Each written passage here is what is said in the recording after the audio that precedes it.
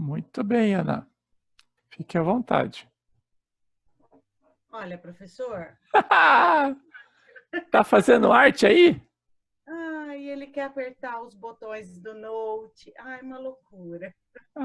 Faz parte da idade, né? É. Então, isso que eu ia falar. Hum, A gente, sem a escola, ele vai para a creche desde os 6 meses. verdade. E tá desde o dia 16 de março, 19 de março. Aqui em casa, né, professor? É. E então a gente vai trabalhando Sim. e mantendo as crianças em casa. Meu marido trabalha de madrugada, É. 12 horas, então fica tudo para mim. Professor, o que eu senti mais dificuldade é Sim. que na sala de aula invertida, cada assunto que a gente estudou veio de uma forma diferente. Primeiro, o aluno assiste um assunto em casa. Sim. Quando vem para a classe, uma prática, aí o professor sente qual é a dificuldade e depois faz uma homogeneização, todo mundo está integrado. Sim. E nas perguntas da prova foi diferente. Como assim? Foi diferente. Foi diferente, me perguntou assim, o aluno chegou na classe, qual é a primeira coisa que o professor deve fazer?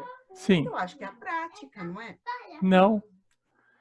Você tem que primeiro fazer a homogeneização do que eles assistiram, do conteúdo, para ver se todo mundo entendeu os conceitos principais, para daí você partir para a prática. Porque, veja só, se você parte para uma prática sem ter essa certeza de que eles absorveram o mínimo necessário, o que vai acontecer? Eles não vão conseguir aplicar adequadamente aquilo. Então, cada um vai fazer a forma como efetivamente ele conseguiu absorver esse conteúdo. Então, é uma forma de você direcionar o processo de ensino-aprendizado. Entendeu? Então, lá eu não sei as palavras corretas que É estavam que lá na assim, questão. eu assisti o vídeo das professoras em inglês, Sim. e depois eu vi o livro, e depois os artigos, e eu senti que cada um falou de uma forma um pouco diferente. É isso que eu queria mostrar para vocês, porque lembra aquele artigo que ele falou sobre as críticas lá? Então, aquele artigo ele ressalta exatamente esse aspecto, que não existe ainda uma integração, uma homogeneidade dos processos em si. E cada um faz o que acha que deve ser feito, né? Então, acho que a nossa aula hoje, ela tem basicamente esse intuito, mostrar qual que seria o caminho, qual que é a potencialidade dessa ferramenta, né, dessa metodologia, e efetivamente, diante do que vem sendo pesquisado, diante do que vem sendo mostrado no mundo, vamos falar assim, existem algumas iniciativas, né, que já utilizam isso há muito tempo, já passaram por diversos problemas, tiveram que encontrar soluções e aí eles entram com algumas, não vou falar dicas, né, mas algumas orientações para que aquilo que aconteceu com eles não aconteça, né? Então, por exemplo, né, essa parte de você distribuir o conteúdo, né? O que você deve distribuir? Essa é a primeira coisa. Depois, você distribuiu, você tem que fazer uma checagem do que os alunos, como que os alunos estão interagindo com esse conteúdo. Depois, você vai para a sala de aula. Como é que você tem certeza que esses estudantes realmente assistiram e em que ponto até que ponto foi absorvido esses conteúdos? E aí, quando você efetivamente... Eu estou aqui esquecendo de admitir o pessoal. Dá 3 coisas para eu fazer, as 3 tartarugas saem correndo aqui. Ai, deixa eu me desculpar aqui. Viviane e Marilúcia. Desculpe, é que eu estava falando aqui e esqueci de habilitar, como é que é? Convidar vocês. Vocês estavam na sala de espera lá, tá? Desculpem aí. Então, voltando aqui, aí você vai para a sala de aula. Então, você tem que ter pelo menos uma noção do que efetivamente está acontecendo, como que foi a absorção desses alunos até aquele momento, para daí você escolher uma prática, né, que vá, vamos falar assim, motivar esses estudantes para a imersão desse assunto, né, ou desses assuntos. E depois, né, como que você faz o processo de avaliação. Então, todos esses pontos aí, eles são fundamentais para que, efetivamente, essa metodologia sala de aula invertida, seja utilizada de forma, pelo menos, efetiva, né, ou mais efetiva.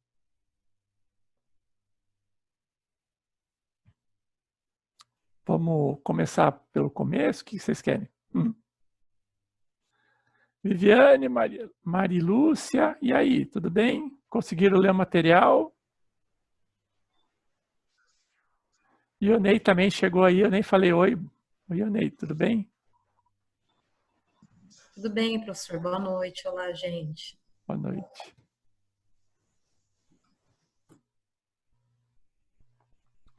Muito bem. Vamos lá. Eu queria saber se vocês têm alguma dúvida. Se não tem, a gente começa a falar um passo a passo do processo.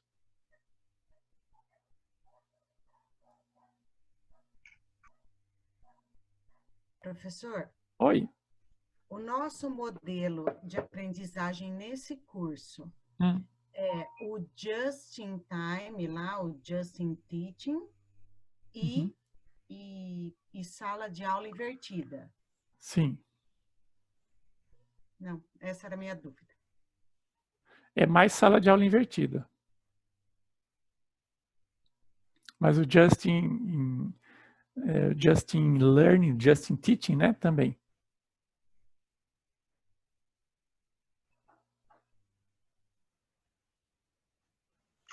Professor? Oi. Tem uma dúvida, né, de como conciliar. Os alunos que eu leciono, geralmente eles trabalham no período da manhã, né? Fazem o curso profissionalizante no período da tarde e à noite fazem o ensino médio. Então, você não acha que trabalhar com sala de aula invertida, nesse caso, ele é mais complexo por falta de tempo deles, né? E eles são jovens também, ocupar o final de semana deles com essas questões, eu acho que é mais complicado, pode se tornar até muito cansativo. Queria saber sua opinião sobre essa questão. Sim. Obrigado. Então, Celso, tem determinadas, vamos falar assim, atividades, ou até mesmo tipos, né, vamos falar assim, de cursos, que efetivamente a gente não pode utilizar qualquer metodologia. Oi, Camila, tudo bem? Isso que você me falou, possivelmente você está trabalhando com um curso curso técnico, não é isso? Isso, curso técnico e de aprendizagem. Então,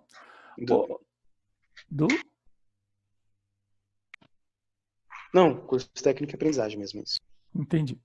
Então, o que acontece? Geralmente, quando nós trabalhamos com cursos técnicos ou tecnológicos, a ideia é você efetivamente utilizar o tempo que você tem em sala de aula, presencial, etc., para atividades práticas de aplicação, etc., né?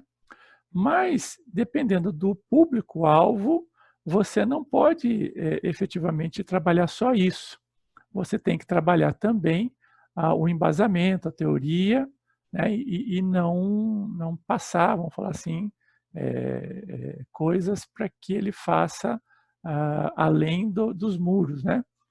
Então, é uma incógnita. Então, vai depender do público-alvo mesmo. Você tem que saber quem é seu público-alvo para daí, efetivamente, trabalhar uma ou outra metodologia.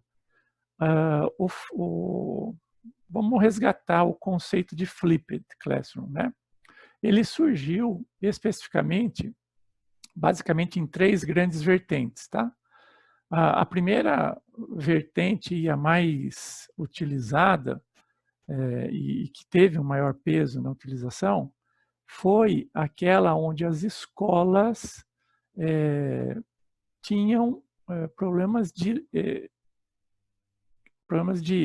que o aluno chegasse até a escola em si. Eu estou falando de escolas que, por exemplo, que estão localizadas em regiões que ficam 3, 4 meses embaixo de neve. Então, como é que essas escolas, né, poderiam fazer com que esse estudante continuasse estudante sem ir para a escola? É basicamente o que está acontecendo com a gente hoje em dia, né? O aluno não vai para a escola e nós temos que tentar, de uma forma ou de outra, fazer com que ele não tenha nenhuma perda, né, pelo menos de conteúdo e assim por diante. Então, a primeira vertente é essa. Também os casos onde determinadas comunidades não podiam ir para a aula porque tinham que, por exemplo, utilizar o seu tempo, principalmente dos jovens, utilizar o tempo desses jovens para atividades específicas, como, por exemplo, a lavoura, né? Então, atividades, escolas rurais, elas passam por essa, de tempos em tempos, né? Passam por esse problema. Então, essa foi uma vertente da utilização do Flipped Classroom, né? Da inversão da sala de aula. Tem uma outra vertente aonde efetivamente surgiu em Harvard, né? Com o pessoal, principalmente um professor de física lá, que identificou que os estudantes chegavam sem uma, vamos falar assim, uma base adequada. Olha, a gente está falando de Harvard, hein? Estudantes de Harvard chegavam sem uma base adequada.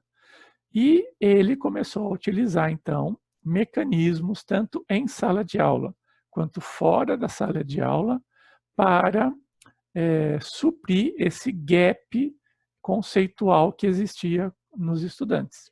Tá? Então, aí, a sala de aula invertida foi um dos modelos utilizados. E tem um terceiro, né, vertente, onde, efetivamente, os estudantes tinham que, efetivamente, praticar algo concreto, utilizar laboratórios, utilizar atividades hands-on, a gente fala, né, mão na massa, né, no ambiente presencial, e utilizou-se o ambiente externo, ou seja, fora da sala de aula, para a transmissão de informações, conteúdos, teoria e assim por diante. Então, a gente tem essas 3 vertentes que trabalham com o Flipped Classroom, seja utilizando esse nome, seja utilizando outros nomes, porque também a gente, acho que vocês puderam acompanhar nos textos, né, nos vídeos que eu disponibilizei, muitas pessoas também, muitos autores, né, falam que eles é que criaram um método, mas aí tem os nomes diferentes para cada um desses métodos. Muito bem. Agora, partindo desse pressuposto, né, e partindo dessas utilizações desse modelo, a gente vai ter, então, uma gama e uma forma de aplicar muito, muito ampla e muito diferente para cada um desses modelos. O que está acontecendo hoje em dia é que nós temos, por exemplo, um processo de ensino nas escolas que está acontecendo e nós estamos tendo que repensá-lo, porque é um modelo que eu até diria quase que milenar, né? Já está quase fazendo 1000 anos aí, desde das primeiras escolas nesse modelo tradicional, né, que a gente conhece. Então, Marilúcia, você queria falar? Não.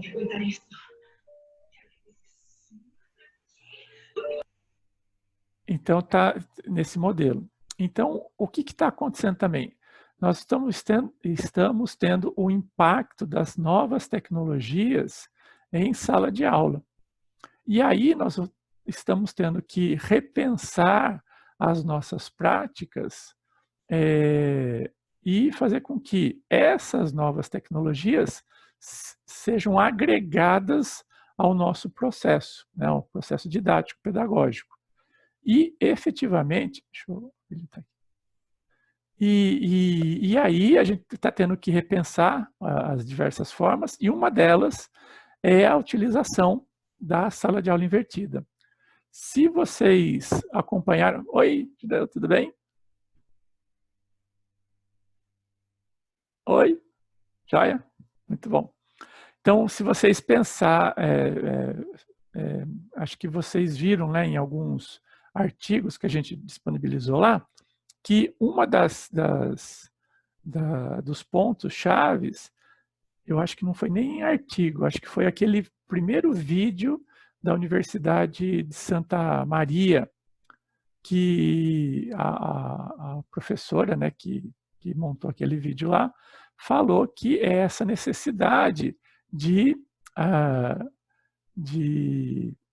utilização, né, desses modelos mais modernos e principalmente da integração de novas tecnologias em sala de aula para dar conta, né, desse público que está chegando. Então, a sala de aula invertida, ela possibilita, né, a utilização de novas tecnologias, como, por exemplo, o vídeo,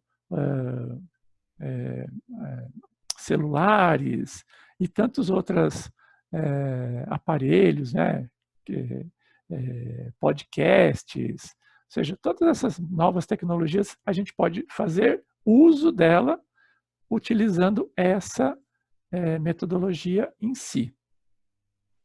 Muito bem. Diante desse contexto, ou seja, dessa possibilidade de utilizar também, a gente está recebendo esses estudantes que também não suportam ficar parados em sala de aula, ouvindo o professor. Então, a gente tem que tentar fazer com que esses estudantes interajam, né, mais entre si, mais com os materiais, e aí é que surgem os métodos ativos, certo? Muito bem. E aí é o ponto que eu quero chegar. Os métodos ativos, os mais diversos possíveis, desde uma teatralização, um peer instruction, ou qualquer método que faça com que o aluno saia daquele papel passivo dele, qualquer um desses métodos pode ser utilizado em conjunto com o Flipped Classroom. Na verdade, o Flipped Classroom, o grande potencial dele é permitir que tais métodos e metodologias possam ser utilizadas sem uma perda vamos falar assim, de conteúdo e de tempo. Por quê? Você transfere, né, esse tempo que você estaria ali transmitindo informações, transmitindo determinados conceitos para a casa do estudante, e lá na sala de aula você então vai trabalhar esses métodos para aplicar e aprofundar esses conhecimentos específicos, né? Eu acho que esse é o ponto central da metodologia de Flipped Classroom, de inversão de sala de aula, tá? Queria agora saber, eu já falei muito, queria saber agora de vocês. Estou cansado. Estou cansado no seguinte, minha voz está cansada. O que vocês acharam do que eu falei aí? Vocês concordam, não concordam?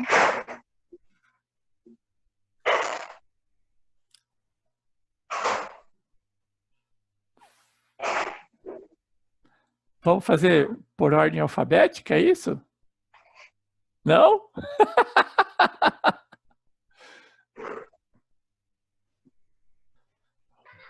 A ordem... Professor, só eu falo. Vamos lá, Ana, então fale. É bom ouvir você, Ana. Mas sabe qual é o problema?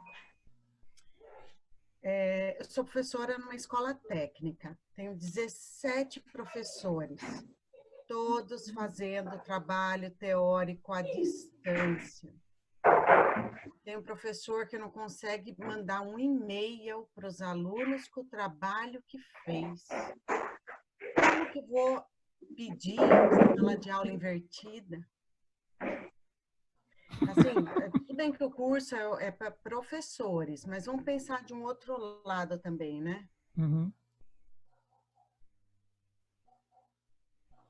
Então, vamos lá.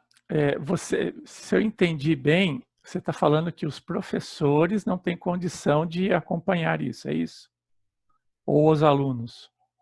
Eu não entendi. O professor não consegue transferir o conhecimento que ele passa em sala de aula para um trabalho escrito. Um trabalho escrito conciso, que um aluno naquela idade consiga ler sozinho em casa. Entendi. 3, 4, 5 páginas. Faça um exercício do que ele aprendeu sozinho. Uhum. E entregue, que vai valer uma nota. Então, aí a gente começa a trabalhar com aquela questão que eu acho que eu coloquei lá, mas o tempo é muito insuficiente, principalmente para montar um vídeo. Então, acho que a gente não conseguiu, pelo menos eu não consegui ser tão efetivo no que eu queria. Nós estamos numa transição de modelos e de paradigmas, tá? Todo o processo de transição, ela tem impactos tanto para aquelas pessoas que conseguem e aquelas que não conseguem acompanhar esses novos processos, essas novas funções, esses novos processos que acontecem, tá? Muito bem. Vamos pegar um exemplo na história. O processo de industrialização, né? Aconteceu lá deixa eu fechar aqui. Aconteceu em 1900 aproximadamente, e nós tivemos ali uma grande, vamos falar assim, uma grande parte da população que não conseguiu se adaptar ao novo modelo, né? O modelo industrial. E aí nós tivemos, ao redor dos grandes centros, né, todo um acúmulo, né, da periferia mesmo, das pessoas que eram os excluídos, né? Nós estamos vivendo basicamente isso, né, com essa, sei lá, terceira onda que fala, revolução da informação, que a gente vai ter o quê? Uma gama muito grande de excluídos do processo. Então, a gente está num processo de mudança para a sociedade da informação. A gente, nesse anterior, era a sociedade industrial, não é isso? Agora a gente tem o quê? A sociedade da informação. Muito bem. E essa sociedade da informação, igualmente, ela vai ter, então, na sua volta, uma grande quantidade de pessoas que vão ser excluídas do processo, né? Então, esse professor que não consegue, né, fazer isso, a gente tem que atentar, lógico, para isso e perceber duas coisas. Primeiro, ele não consegue porque ele não tem capacidade, ou ele não consegue porque ele não tem técnicas, ferramentas para fazer isso. Se ele não tem técnicas e ferramentas, aí a escola, vamos falar assim, o sistema tem que prover isso. Se ele não tem capacidade, aí cabe a ele ir buscar essas habilitações, essas competências que lhe estão faltando, tá? Muito bem. Vamos pegar agora a parte da escola. Então, a escola, ela deve ter, então, condições, melhor, não é condições, mas ela deve prover, né, condições para que esse professor consiga se adaptar. O que nós estamos passando hoje em dia é um processo sine qua non, ou seja, o paradigma está mudando, mas eu não tive tempo de fazer com que isso se movimentasse, ou seja, eu não tive tempo de fazer com que o processo fosse gradativo, o processo fosse absorvido por essas pessoas. Ela veio e acabou, né? E foi implementado. Muito bem. Então, diante desse cenário, então a gente vai ter uma gama maior de excluídos, porque a gente não teve essas condições. Então, o que cabe à instituição, o que cabe às escolas? Tentar, de uma forma ou de outra, prover técnicas, ferramentas para que esse professor consiga trabalhar isso. E por que eu estou falando isso? Eu já coordenei a implantação de um curso à distância, na FATEC mesmo, né, o curso de EAD. Acho que o Celso, é o Celso que estava fazendo esse curso, Celso? Sou eu mesmo. Então, eu fui uma das pessoas que implantou esse curso lá em São Paulo, no Centro Paula Souza. Então, nós demoramos, só para vocês terem uma ideia, tá? Nós demoramos 3 anos para fazer o material didático desse curso. Mais 2 anos para fazer a aprovação desse curso junto ao MEC. Foram 5 anos de trabalho para daí esse curso sair. Então, não é do dia para a noite que a gente consegue fazer uma mudança tão radical e tão, vamos falar assim, que realmente tira a base, né, a forma, o processo, muda completamente. Então, só para vocês terem uma ideia, então, para o professor conseguir reconstruir o material didático dele para um outro ambiente, para um outro canal, foi basicamente 3 anos de muito treinamento, de muita orientação. Aí os professores escreviam, aí havia todo um processo de revisão, voltava para ele, indicando o que ele deveria melhorar, como melhorar. Porque escrever para um ambiente virtual, ou seja, com um aluno do outro lado, né, não ali presencialmente, você tem que utilizar uma série de técnicas, uma série de formas de escrever. Uma principal, acho que vocês já ouviram falar, é a linguagem dialógica. Então, você tem que escrever de uma forma que é como se você estivesse dialogando, o texto estivesse dialogando com o estudante. E aí, numa escala linear e numa crescente, né, fazendo com que aqueles conceitos sejam formados, assimilados e efetivamente absorvidos pelos estudantes. Então, Ana, não sei se aí eu cheguei ao ponto que você queria ou não, mas efetivamente uma série de variáveis aí que estão em jogo, né? Mas veja que você tem processos específicos que norteariam esse trabalho desse professor. Tá? Professor, Sim. O senhor não acha que no momento que nós estamos com o Brasil, da capacitação dos nossos professores, a gente deveria primeiro começar com a direção, professores, fazer esse curso que nós estamos fazendo para depois chegar na metodologia ativa para os alunos? Sim, com certeza. Por quê? É uma mudança de cultura. Então, só para você ter uma ideia, eu estou trabalhando esse tema, principalmente com ambientes de aprendizagem, isso daí, eu, o Ângelo, o grupo em si, nós estamos trabalhando isso há aproximadamente uns 4 anos, e ambientes de aprendizagem a gente vem trabalhando desde 2009, 2008. Quando você apresenta um novo ambiente de aprendizagem, né? Ou seja, uma nova forma de ensinar, aprender, etc.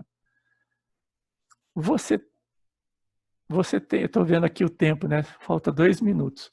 Você tem tantos entraves, principalmente quando a gente está trabalhando com uma empresa não, né? Uma escola pública, né? Que, assim, o mais fácil é você desistir. Por quê? Porque é tanto... Vou citar mais um exemplo aqui para vocês. Eu tinha que construir um estúdio de gravação, tá? Para os professores.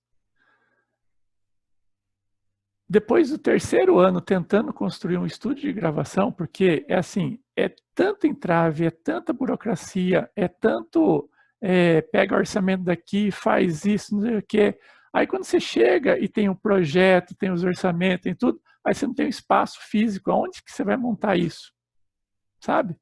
Aí ninguém quer ceder, e aí você... Então é tanto entrave, é por isso a gente está falando de mudança de paradigma, tá? Uma mudança de paradigma, eu vou colocar isso para vocês refletirem para a gente continuar no outro bloco, tá? Uma mudança de paradigma, ela acontece geralmente por pessoas que estão fora do processo e não por pessoas que estão dentro do processo. Geralmente, pessoas que estão dentro do processo são as mais resistentes às mudanças. Por quê? Porque elas vivem daquele paradigma. Tudo que elas construíram até hoje, elas nortearam, né, a vida delas para aquele paradigma. Então, mudar essa forma de agir, mudar essa forma de pensar, dos processos, implica numa mudança muito grande internamente para essas pessoas. E é por isso que elas resistem. Mesmo sabendo que o melhor é isso, elas vão resistir. Tá? Bom.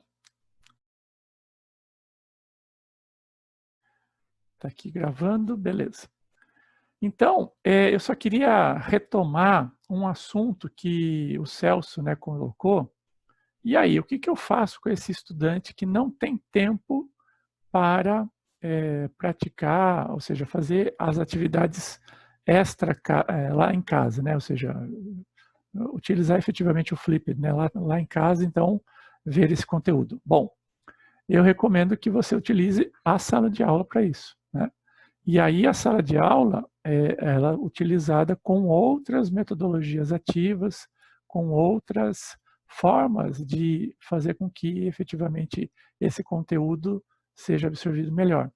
Principalmente o trabalho com estações. Você já ouviu, não sei se vocês já ouviram falar do trabalho com várias estações. Sim, não, talvez.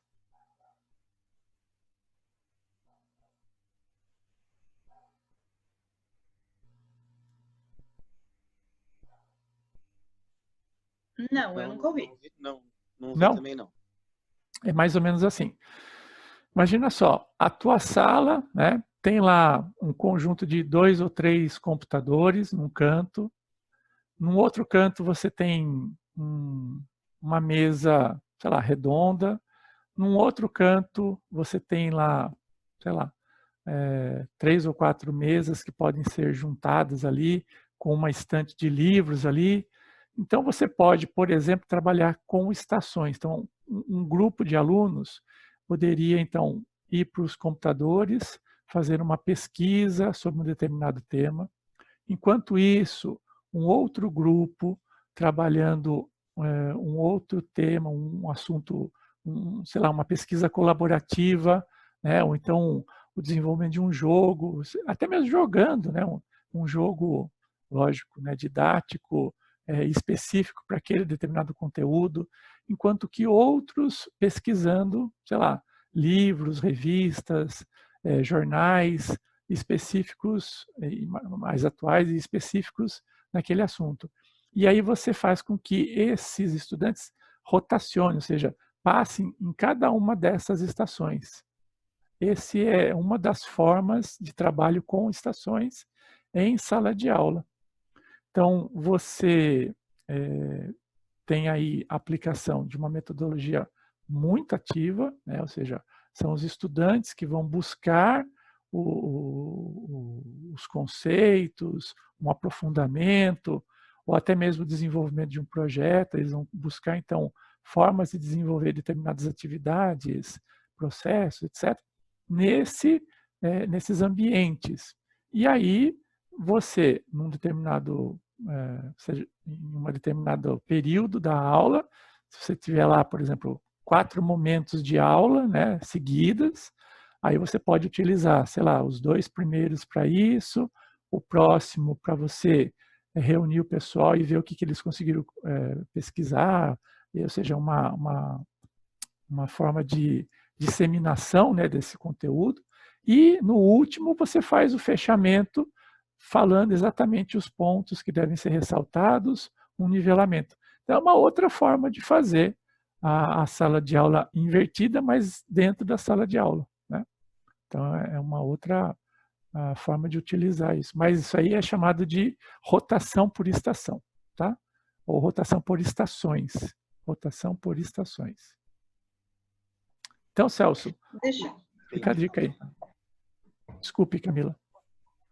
Não, eu ia tirar uma dúvida que eu não entendi. Daí, na verdade, cada grupo, ele pesquisa de alguma forma.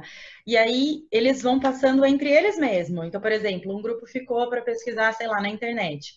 Aí, o grupo que pesquisou de outra forma, ele vai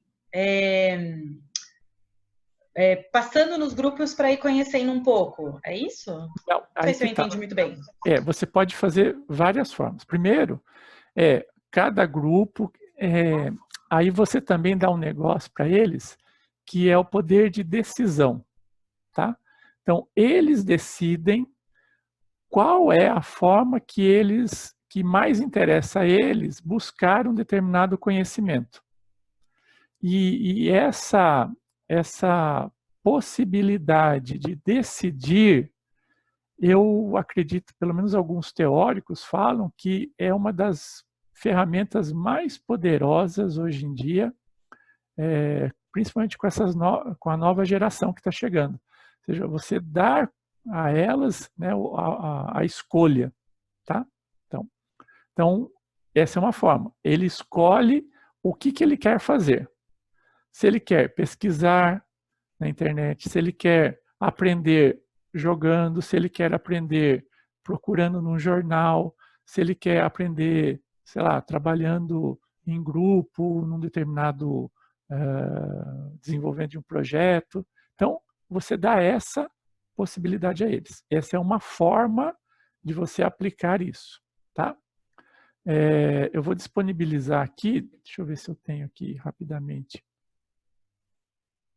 Deixa eu ter como é que chama nos favoritos aqui? Tá aqui, ó. É bem legal. Eu vou passar aqui para todo mundo no chat, ó. Não sei se vocês têm acesso ao chat aí, eu passei para todo mundo, ó. É um endereço do YouTube de um professor de biologia que ele trabalha dessa forma. Que eu falei agora, tá, Camila? Que é ao longo de um processo de ensino, uma determinada disciplina, a disciplina dele é biologia, tá? ele desenvolveu essa técnica, então ele trabalha, deu muito trabalho, tá? É muito trabalho para ele, para fazer isso. Ele desenvolveu lá um menu, que ele fala, né? Menu, tem que falar em francês, com biquinho, né? De atividades, todas as atividades para esse caso específico chegam ao mesmo lugar, ou seja, ele engloba, né, o mesmo rol de conteúdos. Então, o aluno, né, escolhe, né, dado esse menu aqui, ele escolhe a atividade e vai fazer.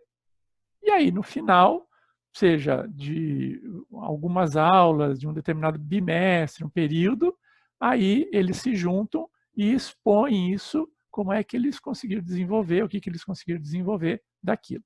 Essa é uma forma. A outra forma é a rotação por estações.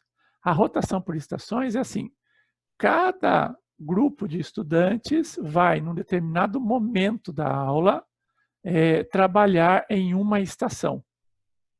Então, todos vão pesquisar sobre um determinado conteúdo, mas cada grupo está em uma estação simultaneamente. Aí, sei lá, deu lá meia hora, uma hora, rotaciona. Então, quem estava fazendo pesquisa lá no computador vai agora trabalhar com o jogo. Quem estava no jogo vai para o jornal. Quem estava no jornal vai para a internet. E aí você rotaciona, né, isso e, consequentemente, você pode não trabalhar as potencialidades só dos estudantes, mas você tem também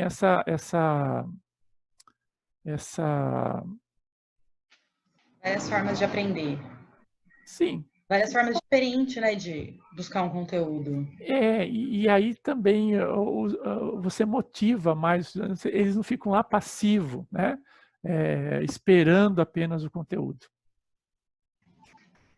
Legal. Então seria cada grupo está em uma etapa do mesmo projeto, de um mesmo projeto.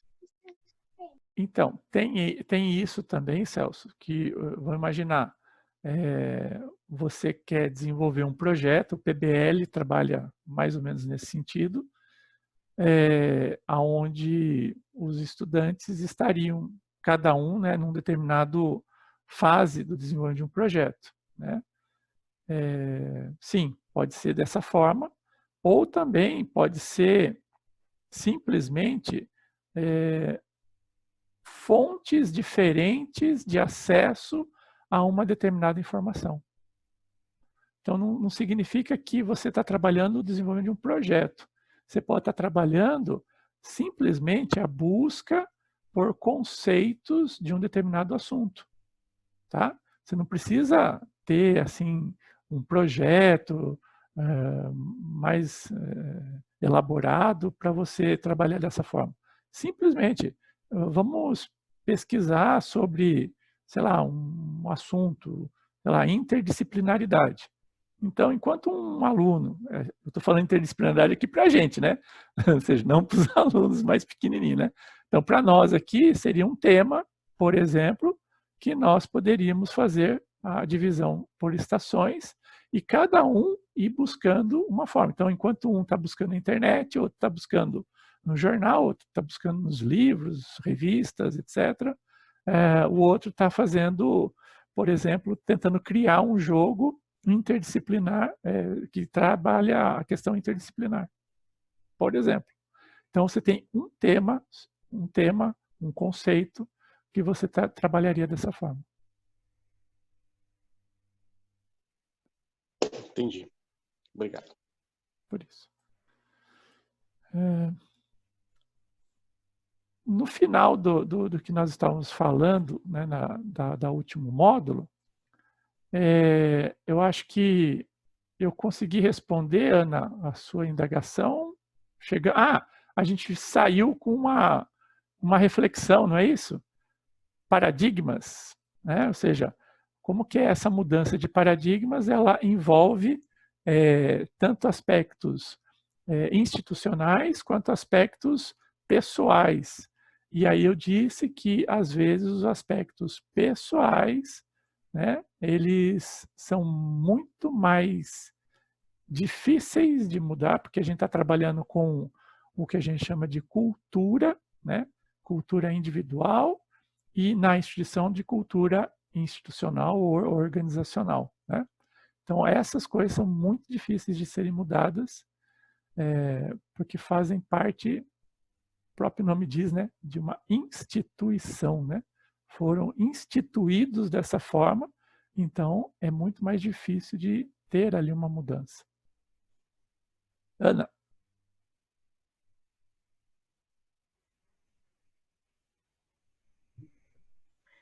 Professor, é muito difícil. Muito difícil porque a gente trabalha numa associação, então todos os valores que venha de famílias, de amigos, e todo mundo, a gente da associação veio para a educação. Na educação a gente aproveitou todos esses valores, amigos e tudo mais, e agora que tudo se aperta, fica muito mais difícil. É verdade. Nesse caso, não é uma mudança de paradigma. Todas as possibilidades já foram feitas, só que não vejo mudança. Entendi. Só que, assim, nós que trabalhamos pela educação, que trabalhamos pelos alunos, que trabalhamos pelas famílias, que são melhoradas através da educação. Não tem como não melhorar o emprego se não for pela educação. A gente não desiste nunca. Não pode desistir, né? É verdade. Mas aquela nossa primeira aula presencial, que foi a única que a gente conseguiu ter, essa parte do paradigma me chocou. Isso foi uma coisa que eu nunca tinha escutado na minha vida, né? Isso me chocou bastante.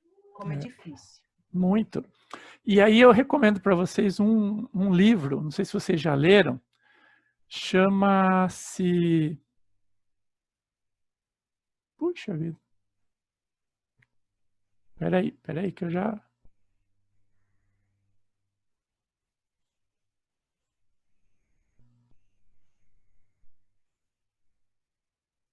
O Poder do Hábito, já ouviram falar?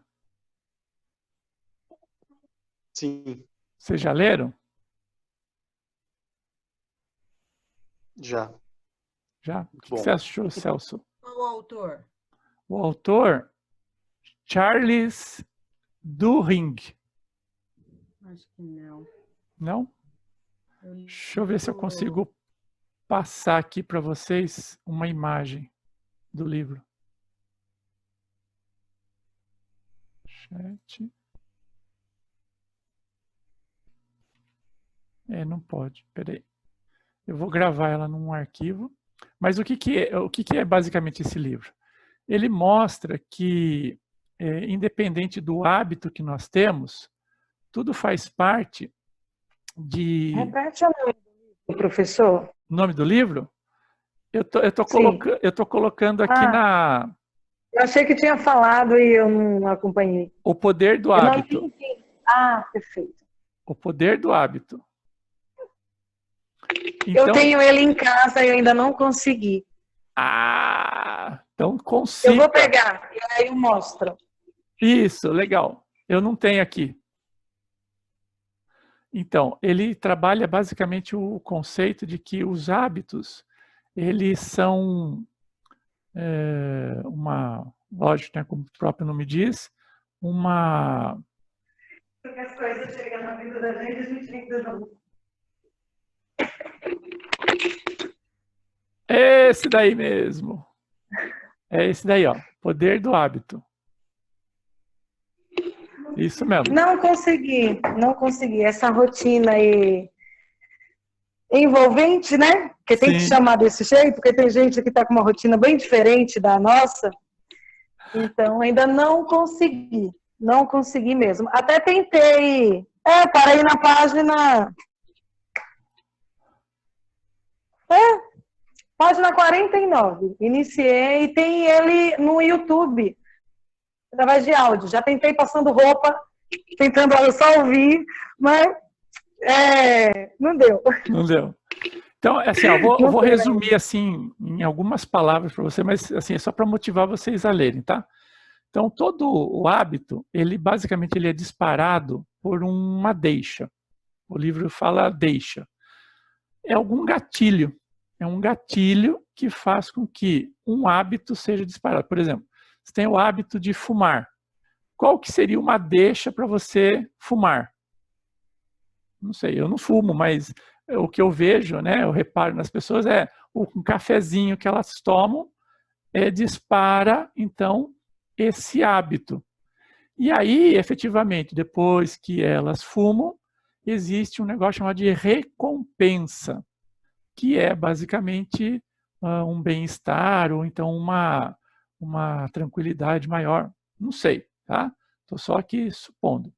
Então, a deixa, o hábito e, efetivamente, a recompensa. Como é que você faz para mudar o hábito, né? Você não pode mudar nem a deixa e você pode alterar a recompensa, desde que ela traga igual ou superior satisfação. Olha que interessante. Então, eu já vi muitas pessoas trabalharem apenas a deixa, ou seja, vamos eliminar isso. Então, elimina o café do fumante que ele não fuma mais, né? Não é assim, tá? Você tem que continuar lá, põe o café.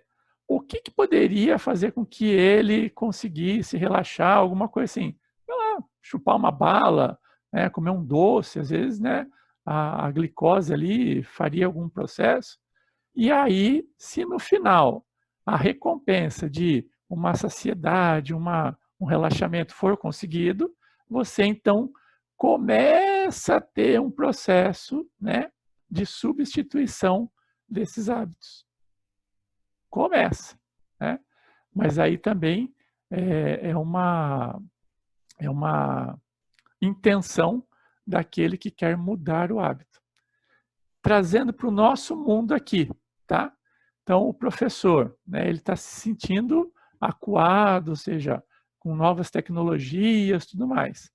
Qual que é o hábito de um professor? O hábito de montar uma aula. Então, ele tem lá um determinado processo. Então, ele vai ter uma deixa, que é assim, o início do semestre, o planejamento, lá. Aí ele tem o quê? Um processo, um hábito de montar a aula de uma determinada forma. E a recompensa é o quê? Sei lá, um índice de aprovação, um elogio dos alunos, alguma coisa assim. Então, o que nós temos que mudar? A gente tem que mudar, então, o hábito dele fazer uma aula de uma determinada forma. Nós temos que trabalhar tanto a deixa que é o planejamento, não pode mudar, a gente tem que mudar aqui a recompensa, né? A recompensa tem que vir de uma forma maior para que gradualmente ele comece a alterar aqui o hábito. Entenderam? Então, é nisso que os principais psicopedagogos, né, que estão trabalhando junto a professores, eles estão pegando esse processo para remodelar a forma como o professor pensa, faz, age, etc. Tá? Então, eu recomendo esse livro, ele é bem legal. E sabe uma coisa interessante? É que a pessoa, né, pelo simples fato, né, dela pensar na deixa, ela já começa a ter os sentimentos de sensação proporcionados pela recompensa. Só de pensar. Olha só, que a gente fala que são os anseios. Então, os anseios, ou seja, você anseia, né, aquela recompensa. Então, só de vir na cabeça, isso já dispara os hábitos. Não precisa nem da deixa. Por isso que os como é que é? O AA, como é que chama? Alcoólatras anônimos, né? Alcoólicos. Alcoólicos? Não sei.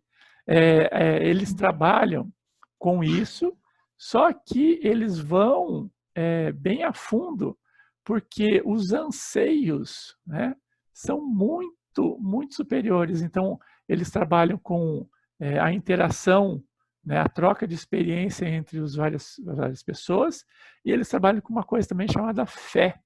A fé é que faz com que efetivamente proporcione uma maior mudança de hábito, né, por parte das pessoas que têm esse vício, né?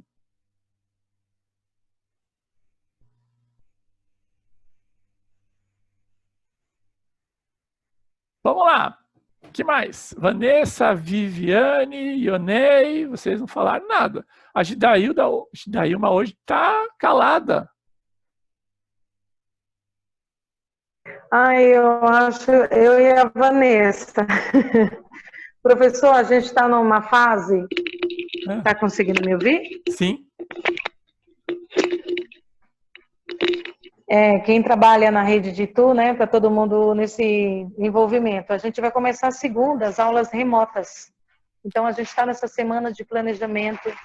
É novo mesmo para todo mundo. Então, a gente se depara com colegas de trabalho que, por conta de tudo isso, já sofre de ansiedade, já tem problemas emocionais. Então, já tem um histórico, já tem uma carga mesmo. Para quem está em casa com esses problemas e tem pais idosos e voltou, né? Voltou sem aviso mesmo, olha, é amanhã. E a gente tem essa semana de planejamento, então é a gravação das aulas, é um roteiro para tudo isso, é pensar no estúdio, né? Que a gente tem que encontrar um espaço, pelo menos onde o ônibus e o carro do churros e do ovo não passe.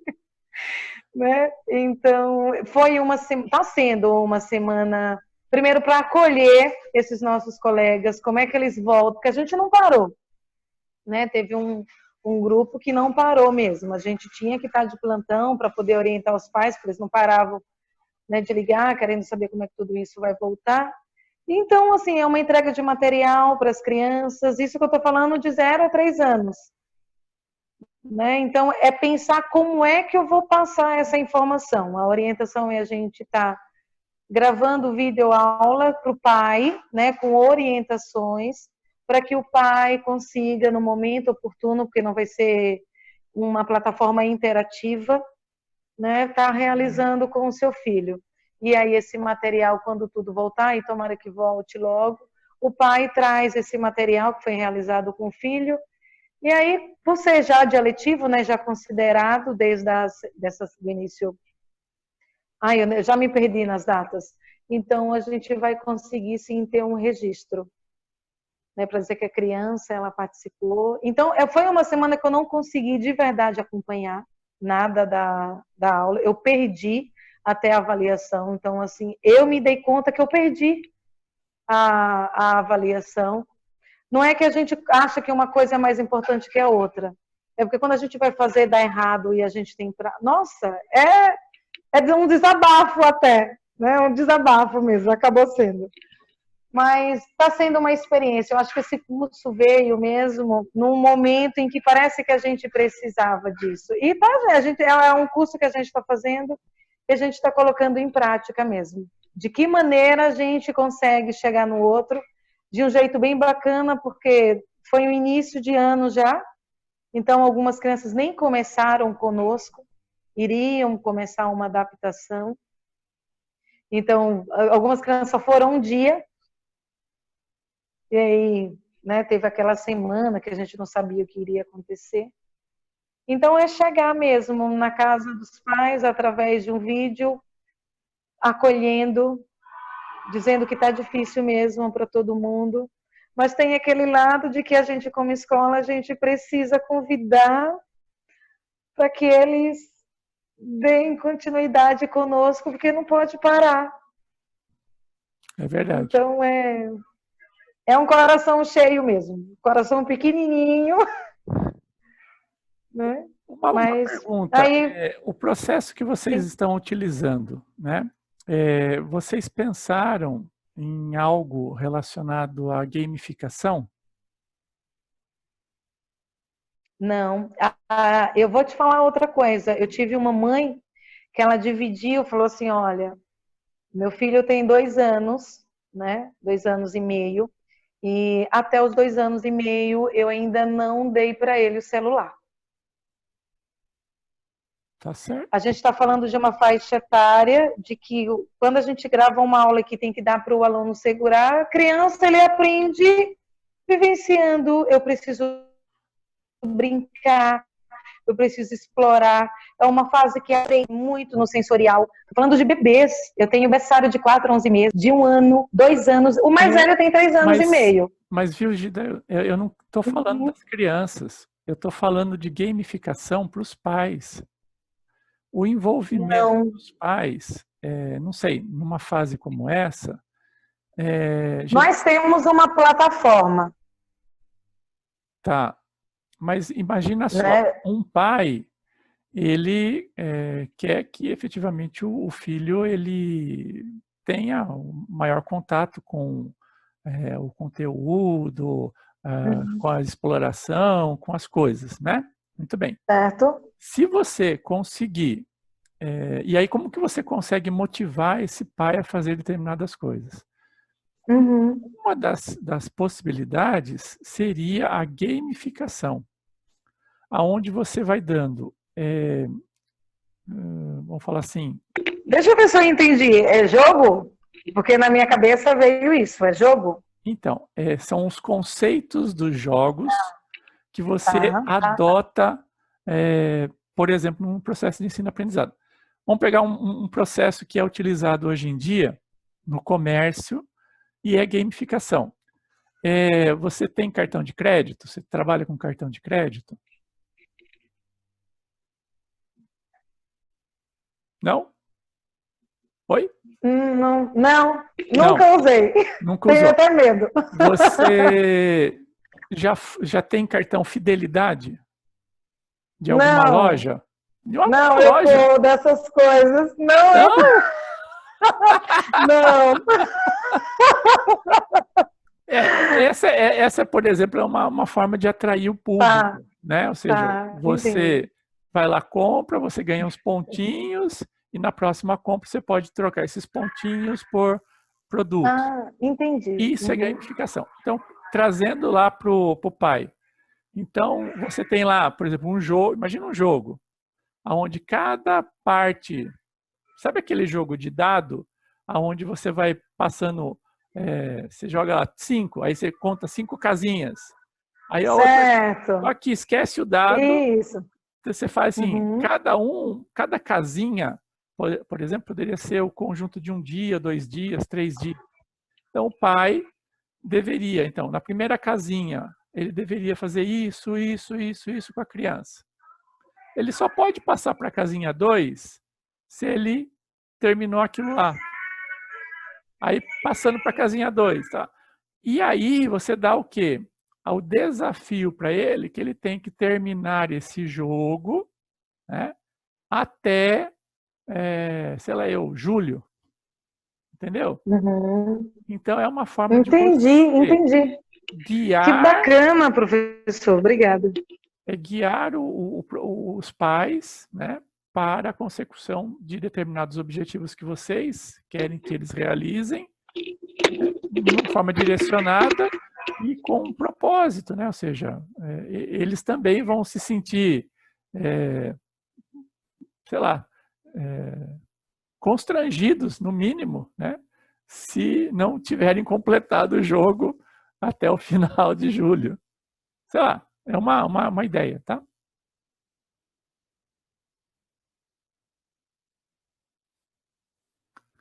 Muito bem. Vivi... Luciane, vamos lá. Então, eu trabalho na mesma rede que ela, que eu trabalho no fundamental, né? Sim. Então, assim, no caso, não daria para ser colocada essa gamificação. A gente tem essa gamificação naquele projeto do CCR, que é do CCR, que é das crianças, do trânsito, sabe? eles trabalham também com essa parte de gamificação.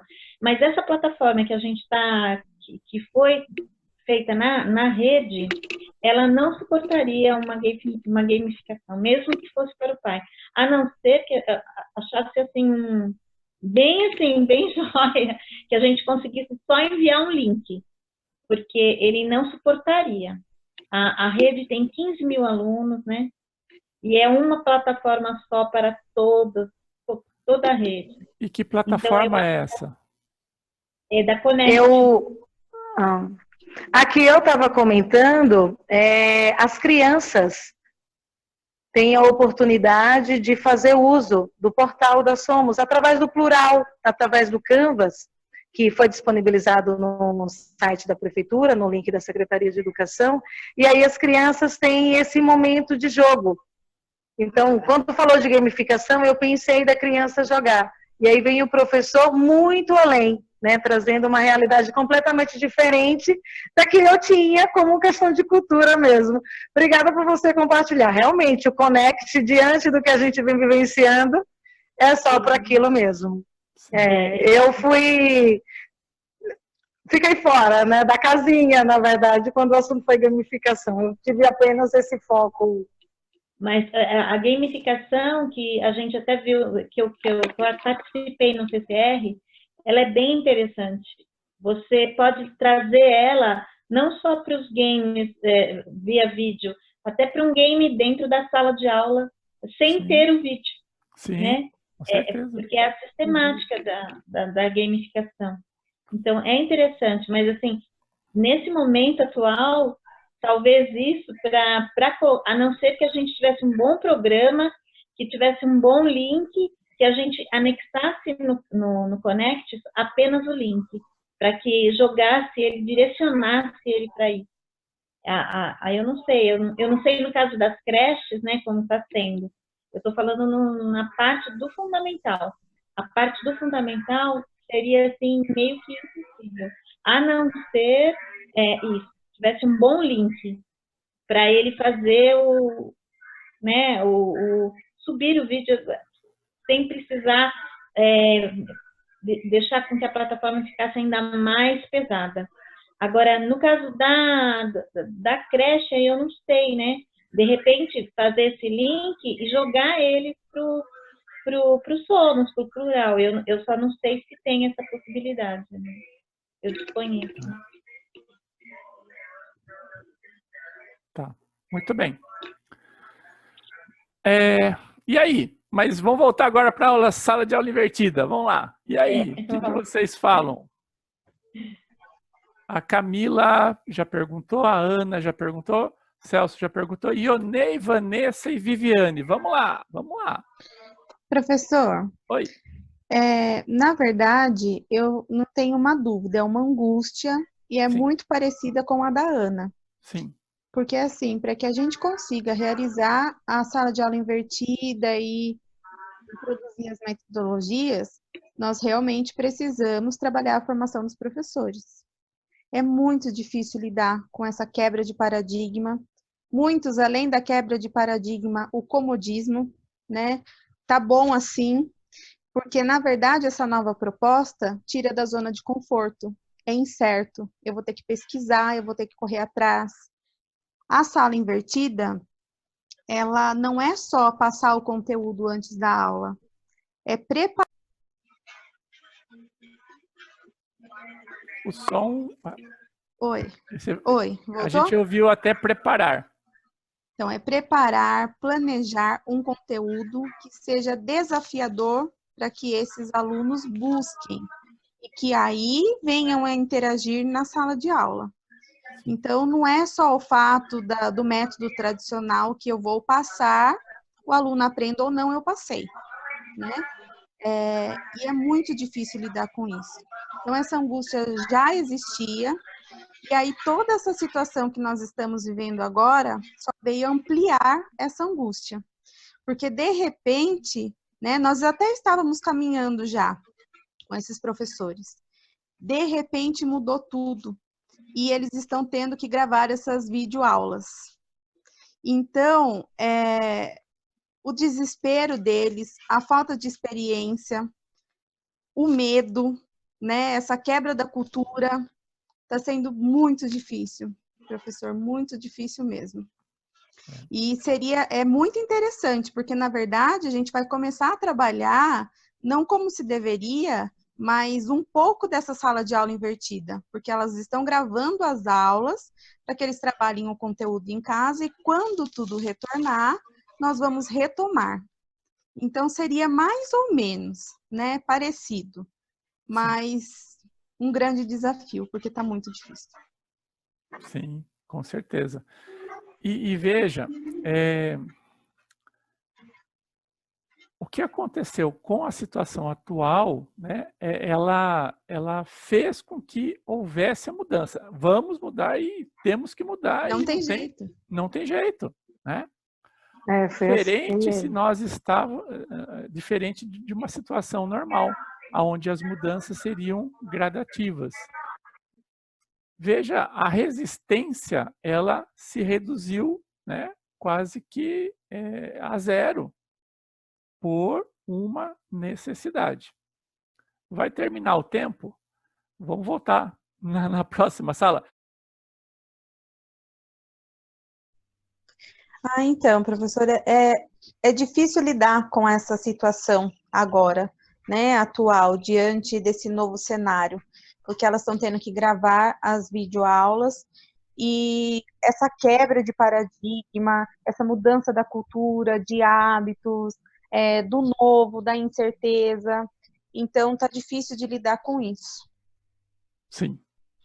E nesse aspecto, Vanessa e demais, a sala de aula invertida, ela traz, então, em si, uma necessidade aonde você tem que se preparar. Acho que é esse que é o ponto, né, Vanessa?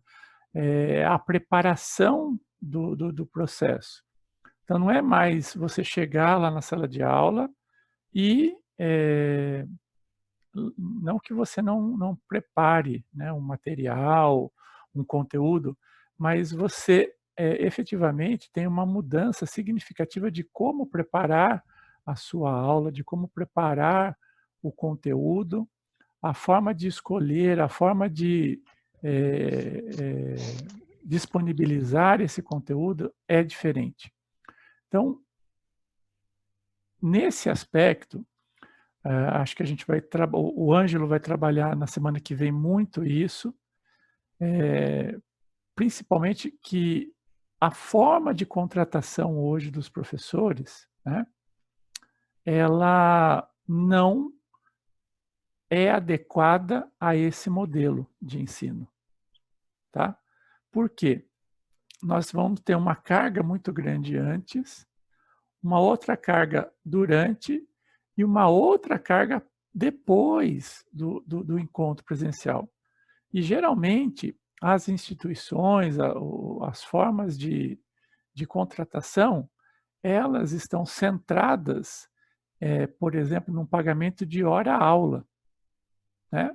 Não sei se é o caso de vocês, mas a grande maioria dos professores são professores que a gente chama, né, horistas. Ou seja, eles recebem pelas aulas dadas, pela quantidade de aulas dadas. Não é isso? Não sei se aqui tem outro caso. Vanessa ia falar alguma coisa? Não, é hora-aula mesmo. É hora-aula, né? Então, veja, a forma de retribuição do seu trabalho, ela está centrada no modelo X, um modelo onde você tem que, basicamente, trabalhar o seu conteúdo, envolver os alunos naquele período. Ela não entende que vão existir um grande número de atividades antes e após aquele encontro presencial. Então, essa é uma mudança muito grande, né, que a gente está aqui falando de uma mudança de paradigma, mas essa é uma mudança significativa. É a forma, é a estrutura institucional que tem que mudar.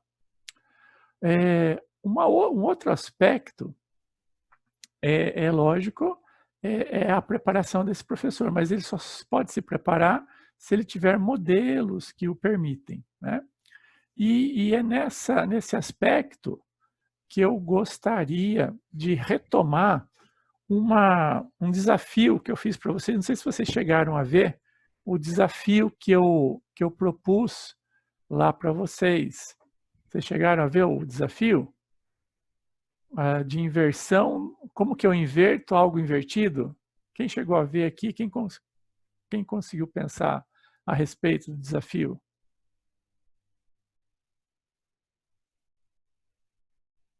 Acho que eu até falei na aula daí, né? O vídeo da aula eu esclareci. Mas por que é significativo isso e por que é importante a gente pensar nisso?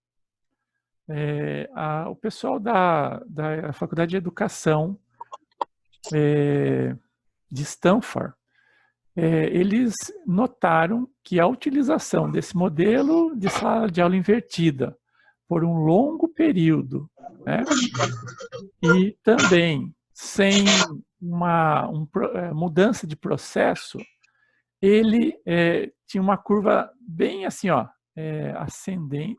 descendente, né, de engajamento dos estudantes.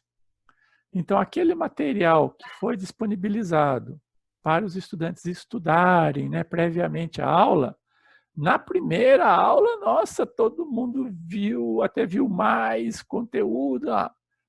E aí foi passando o tempo e o engajamento e a quantidade de pessoas que viam esse material, liam, né, os textos, tudo mais, foi caindo significativamente com o tempo. E aí é que eles se questionaram por que estava acontecendo isso e o que poderia acontecer ali para mudar esse cenário. Foi aí que surgiu esse termo, né? Invertendo a inversão da sala de aula, né? The flipped classroom.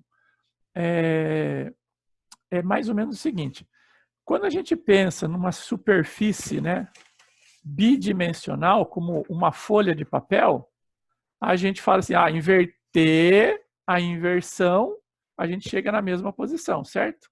Mas quando a gente pensa em modelos tridimensionais, quadridimensionais, ou seja, que envolva mais dimensões, quando eu inverto a inversão, eu chego em outro lugar.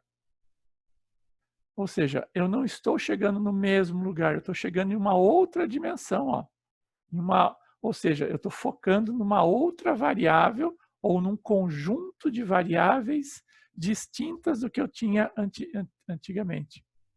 E aí, efetivamente, o que eles propõem é que o pessoal tem que sair da aula presencial anterior com um desafio, com um problema a ser resolvido, para daí sim ter o estímulo de ver o material, ter o contato com esse material para resolver esse problema. Então, essa foi a solução que os professores lá de Stanford, eles indicam, né, para que a sala de aula não caia no marasmo, né, no senso, na vala comum, tá? Que é o que efetivamente a grande maioria. Imagina só, uma escola que adota, eu me lembro, né? Existem dois aspectos aí.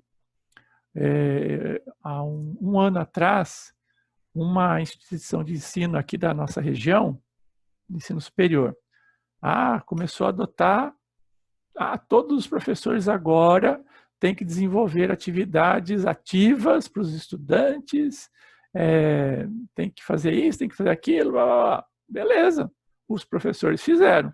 Só que o que aconteceu? Os estudantes não deram conta. Porque imagina só, um professor disponibilizando um vídeo com um texto, né, para que eles tenham que estudar previamente a aula. E isso com imagina 5, 6 professores fazendo isso simultaneamente, na mesma semana.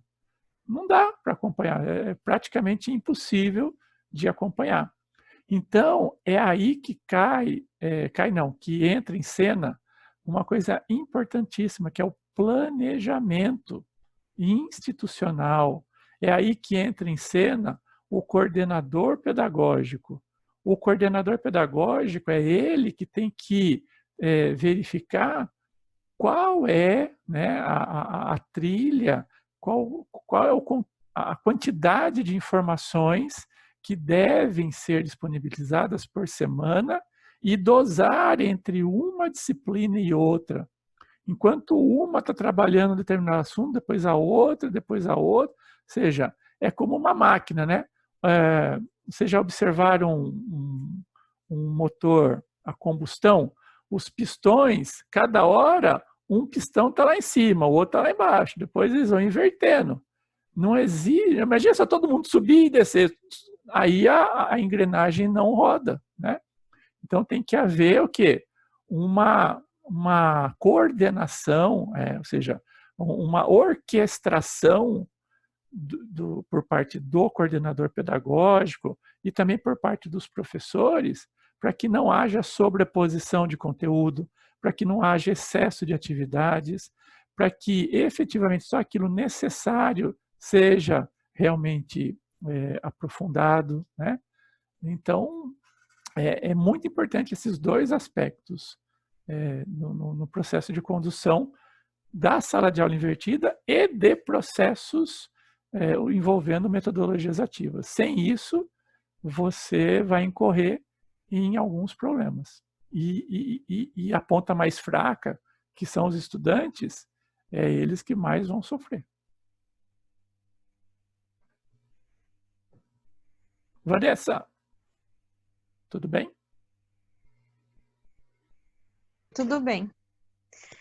Professor, é um grande desafio. Eu e Gidailma estamos na coordenação e, assim, eu acredito, falo por mim, né? Não sei ela, porque não temos tempo nem de trocar. Essa angústia é o tempo também, né? Nós não tivemos tempo para planejar e trabalhar com isso tudo.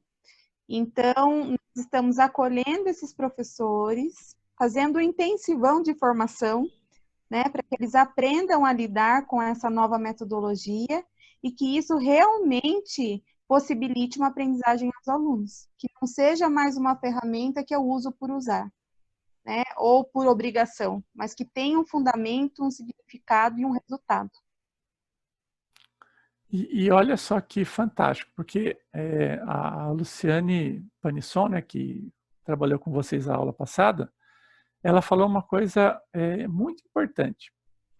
O mundo não vai ser mais como era antigamente, depois disso. Os processos de ensino, a forma de ensinar, a forma de conduzir os processos de ensino e aprendizagem não serão mais os mesmos. Não é porque a gente vai voltar à nossa realidade daqui 1 mês, 2 meses, sei lá, o mais rápido, se Deus quiser, possível, né? Mas não é porque a gente vai voltar que as coisas vão voltar no seu lugar, a forma como a gente fazia antes. Não. Porque, vejam, depois que um aluno experimentou eu vou falar assim de um aluno de graduação, tá? De ensino superior. Depois que um aluno de graduação, ele experimentou chegar em casa depois do trabalho, ter um tempo de meia hora a mais para tomar um banho, né, comer alguma coisa, para daí ir lá assistir a aula. E o assistir a aula dele era no quarto dele, não era mais ter que pegar uma van, né, ir até a faculdade, né, depois, ao terminar, pegar outra van, chegar em casa, depois de 1 hora, sei lá eu quanto tempo, né, depois que ele experimentou essa sensação de, olha, eu não tenho que me deslocar, eu acabei a aula, já estou no meu quarto, é só dormir, ou alguma coisa assim, ou então eu acabei de chegar em casa, deu tempo de fazer algumas atividades para daí assistir a aula. E a qualidade principalmente uma grande parte das disciplinas, né?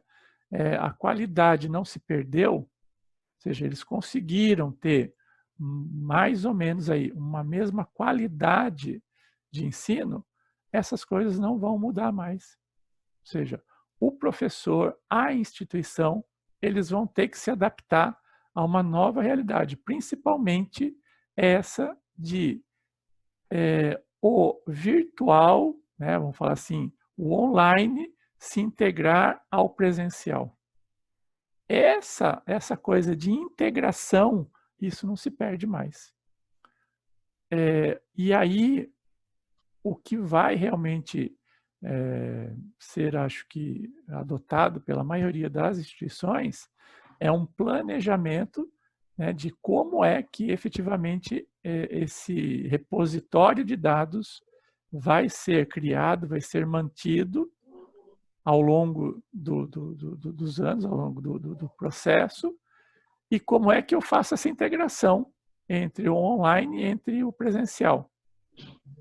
Potencializando sempre o quê? Efetivamente as atividades hands-on, né, que a gente chama, né, mão na massa, para o presencial, e aí a gente com certeza vai ter muita mudança de ambientes de aprendizagem, que vocês viram na aula passada.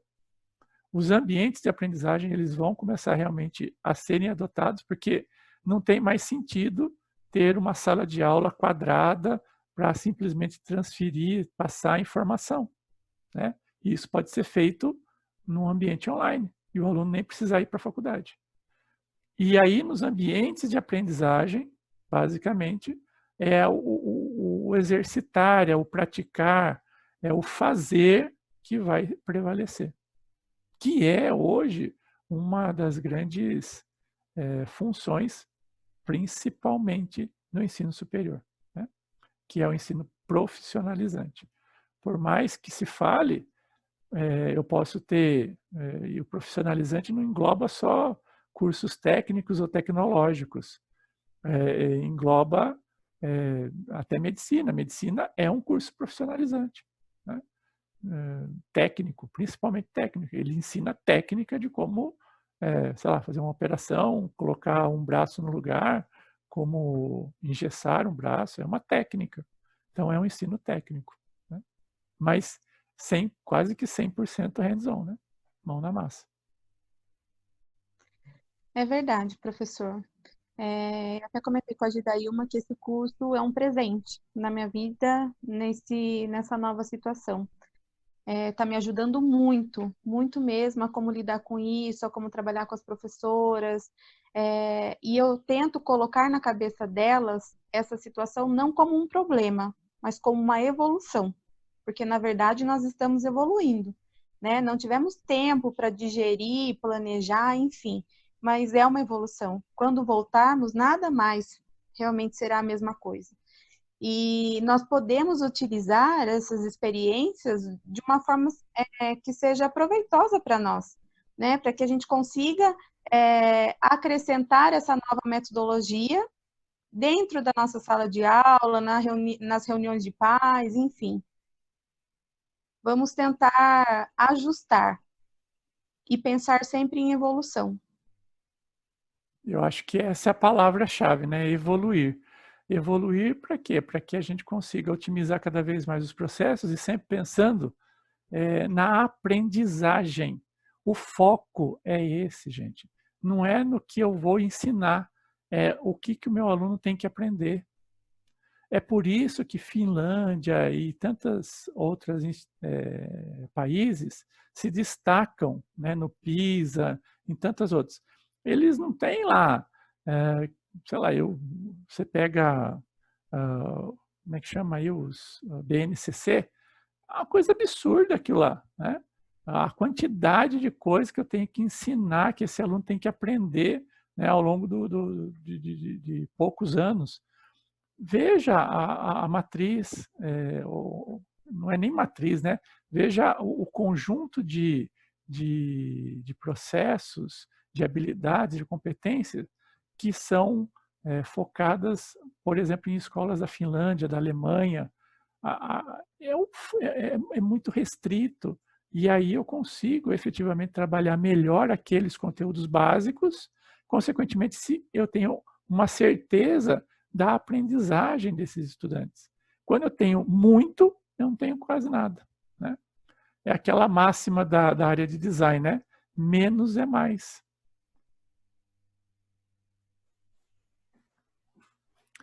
Deixa eu ver quem não falou aqui ainda. Ionei já falou? Ainda não. Ah, então vamos lá. Eu li o texto das críticas. Sim. Eu achei a crítica 2 bastante pertinente, porque eu estou tendo o privilégio aí desse último ano de acompanhar as aulas dos professores do município de Indaiatuba. E eu estou assistindo aulas e tal deles, e eu estou vendo bastante o que foi falado ali na crítica 2. Que os professores já faziam, já trabalhavam, e assim, lá na rede a gente não tem esse negócio da metodologia ativa dentro do próprio currículo, está mais por um trabalho mais localizado, vamos dizer assim. Cada professor trabalha dentro da sua sala de aula, e é isso que a colega acabou de falar. Eles não têm tempo para trocar, tipo, olha, eu fiz isso hoje, tenta na sua sala. Mas eu percebo que elas estão fazendo. E, tipo, essa discussão está bastante presente, mas as professoras, eu acredito que já vem fazendo isso. O professor Ângelo também falou que ele já fazia isso lá na década de 90. E ali a crítica eu achei bastante relevante, porque eles falam, mudaram os nomes, atualizaram, apropriaram, colocaram algumas coisas, mas a gente já fazia isso em dado momento. E aí eu fiquei pensando bastante nisso. Como as colegas vêm falando, na formação de professores, o quão difícil é, mas tem muito professor fazendo isso, sabe? Cada um na sua sala de aula. Talvez o tempo, a disponibilidade não dê tempo mesmo, assim, o nosso dia a dia é muito louco e a gente não consegue trocar, né? Mas era isso, assim, que eu vi, que eu achei bastante legal. E no primeiro vídeo também tem algo que me intrigou bastante, que, tipo, fala, assim, do discurso do aluno, que existe um ritmo próprio para ele acessar os conteúdos da sala de aula invertida, né? E aí vem aquela preocupação, mas será que o estudante ele não vai acessar somente o que lhe é pertinente? Será que ele vai fazer aquela leitura minuciosa como o professor fala? Será que ele não vai acessar apenas o conteúdo que ele domina? Será que ele vai se sentir seguro para trazer as dificuldades para o encontro presencial? E como nós professores, eu me sinto perdida, como nós professores podemos fazer isso para, tipo, eu acho que a palavra é atratividade, sabe, da aula, do conteúdo, para que ele se sinta à vontade e tenha interesse pelo estudo. Aí o senhor sugeriu a leitura do livro base, né? E aí tem uma parte do seu vídeo que você fala assim, você precisa desafiar o aluno a conhecer algo novo. Você precisa conquistar a atenção dos estudantes para que eles se motivem a fazer isso. Eu confesso que é uma luta diária, porque, olha, é muito difícil você conseguir atingir todo mundo, assim. Sempre tem uns 15 de uma sala de 35 que você não consegue. Isso é uma angústia minha, assim, das minhas colegas. Eu não sei como que isso acontece na pesquisa. Mas eu queria saber quais métodos imediatos que a gente pode fazer para conseguir atingir esse resultado. Eu não tenho uma resposta mágica para você, mas a gente vai, com o tempo, nós vamos vendo experiências que são feitas em outros lugares, outros professores, outras disciplinas, e que eles adotaram e assim por diante. Trazer isso para a sua responsabilidade, eu acho que é o primeiro passo para você realmente falhar no processo. No sentido de isso tem que ser uma ação, né, conjunta, institucional. Não está saindo o seu áudio, professor. Não está saindo? Não está saindo? Está travando. Não estou escutando o que o professor está falando. Também não. Eu vou tirar então o vídeo. Ele saiu da turma? Ah, tá entrando. Eu caí! Eu caí, gente! E a gente aqui preocupado.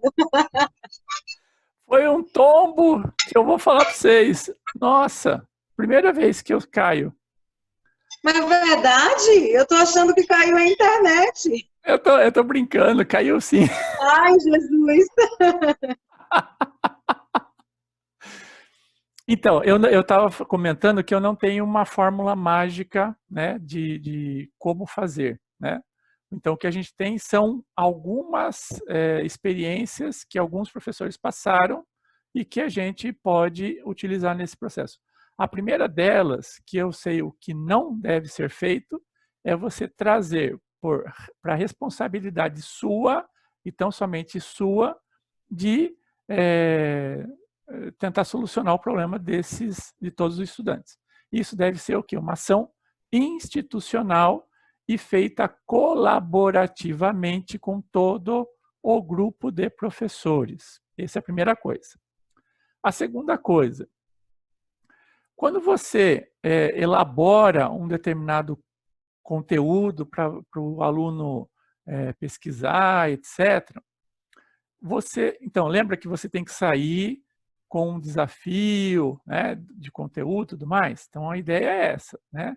É de você desafiá-lo para que ele encontre um determinado conteúdo.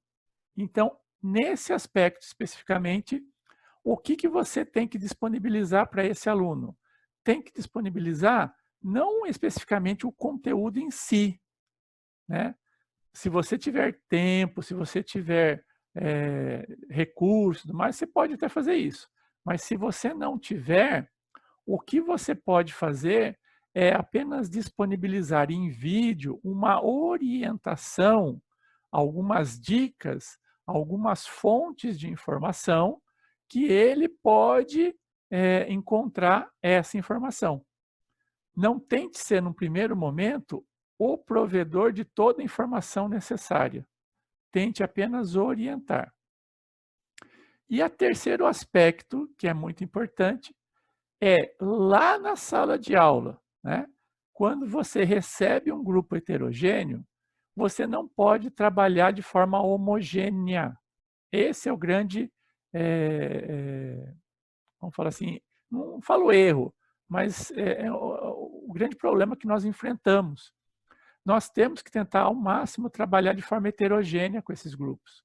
E aí o potencial dessa metodologia. Como você trabalhou um conteúdo, ele já trabalhou um determinado conteúdo fora, em sala de aula, você pode fazer como aquela professora de matemática falou, em dividir em grupos heterogêneos, tá? E aí, cada um dessas turmas vão trabalhar num ritmo e numa intensidade, numa profundidade diferente, tá? E aí você vai passando de grupo em grupo, trabalhando as especificidades. E uma outra forma é você miscigenar, ou seja, fazer com que os mais avançados se misturem com os menos avançados e o grupo, né, ele se autorregule, vamos falar assim, o mais avançado ensine àquela pessoa que tem mais dificuldade. Então, são esses três aspectos que eu acho que cabe como resposta aí a você. A resposta, lógico, não existe, né? Mas apenas como uma orientação. E com relação ao aspecto, o questionamento 2, né? Que não há inovação, realmente não há. Ou seja, se a gente pegar lá Sócrates, né? Sócrates, Platão, eles já trabalhavam metodologias ativas naquela época, né?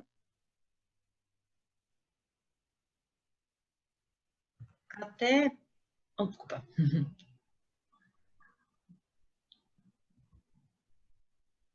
Até eu não sei, professor, se é uma metodologia, mas enquanto você estava falando, eu estava pensando.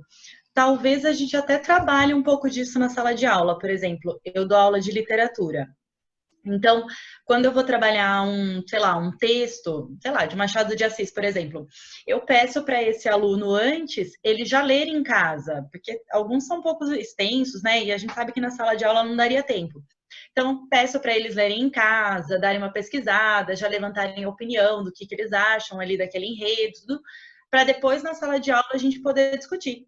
Então, acho que é um pouquinho uma metodologia também ativa, né? Do que ao invés de eu estar ali na sala lendo para eles ou deixando eles lerem para poder levantar as dúvidas ou as questões. Com certeza, exatamente. E aí você trabalha com a sala de aula invertida aí sem, lógico, agora sabendo, né? Porque quando você pede para que eles leiam em casa, né, você está realmente passando isso, né, como uma atividade prévia. E aí você pode se aprofundar no tema. Agora, uma pergunta que não quer calar. Qual é a quantidade de estudantes que leem realmente? Aí é um desafio mesmo, né? Eu acho assim que eu estava até outra questão, quando você estava falando de quebrar paradigmas. Para a gente quebrar paradigmas, a gente também precisa remover alguns obstáculos, né? Por exemplo, é muito fácil eu falar para o meu aluno assim, a partir de agora você vai só estudar em casa e a gente vai trabalhar a sala de aula assim. Mas a gente tem tantos obstáculos nesse caminho aí que eu não posso jogar a culpa só nesse aluno de não ter estudado em casa, de não ter tido um computador. Então, assim, tem alguns obstáculos que eu preciso remover antes. E quando eu peço também para o aluno ler, eu sei que muitos ali que estão no ensino médio, eles também estão trabalhando, eu sei que alguns só pegam um resuminho rápido.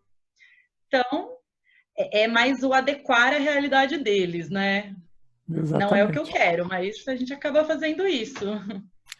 Eu me recordo que eu já ouvi um professor, inclusive isso aqui é literatura inglesa, né?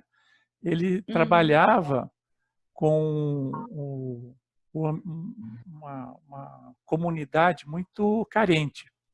E aí ele basicamente lia, né, disponibilizava determinados trechos de alguns clássicos e pedia para que esses alunos, essas crianças, elas tentassem identificar, né, na casa, na rua, né, na comunidade, aspectos que eles viam ali reflexos naqueles textos.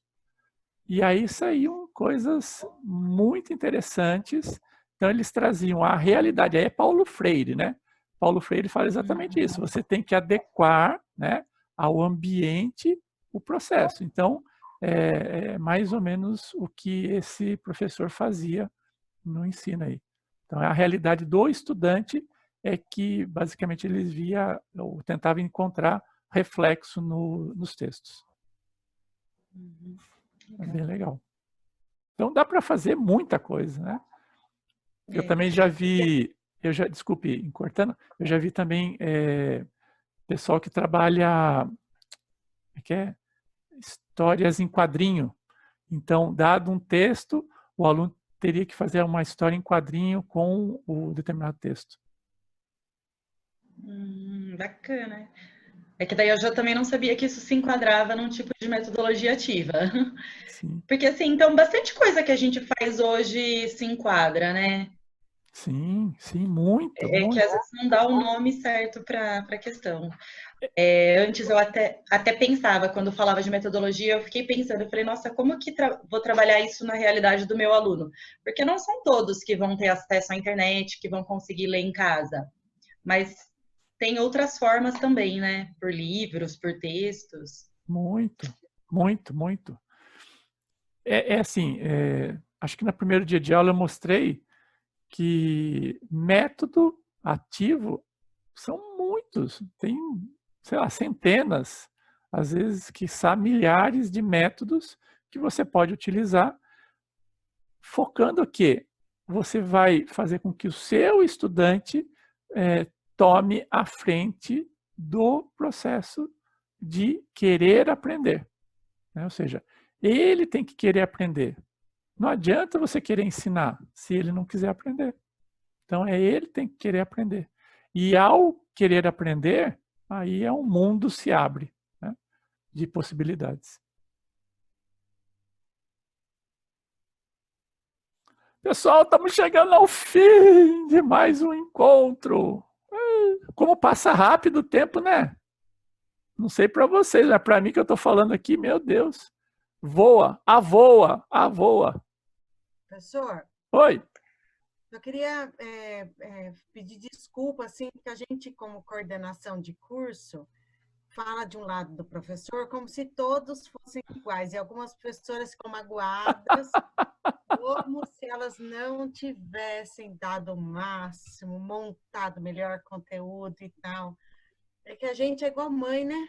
Cuida daquele filho mais problemático, aquele bom, aquele que está perfeito, a gente fica quietinho.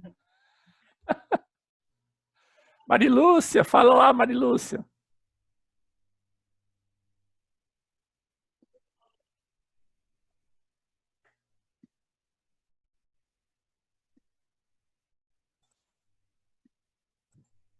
A Marilúcia levantou a mão ali, mas acho que não foi...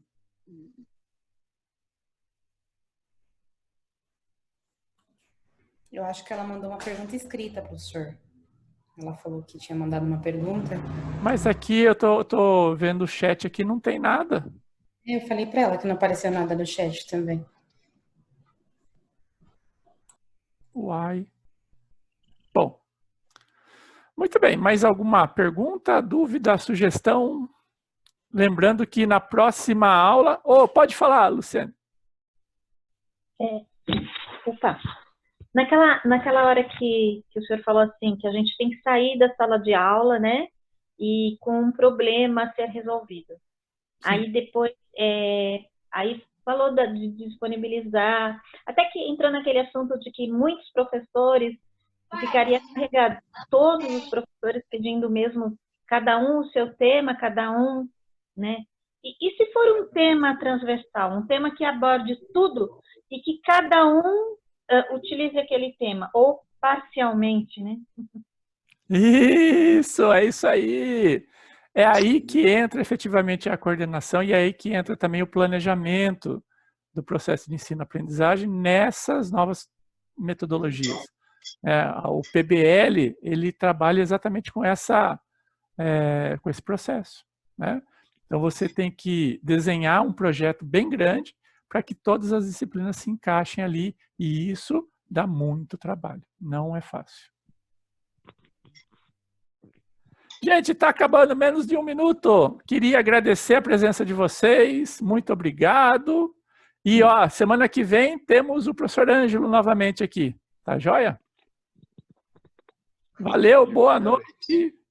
Valeu, tchau, boa noite. Obrigada, professor. Obrigado. Pessoal. Tchau, colegas. Tchau. Tchau, pessoal. Boa noite. Tchau.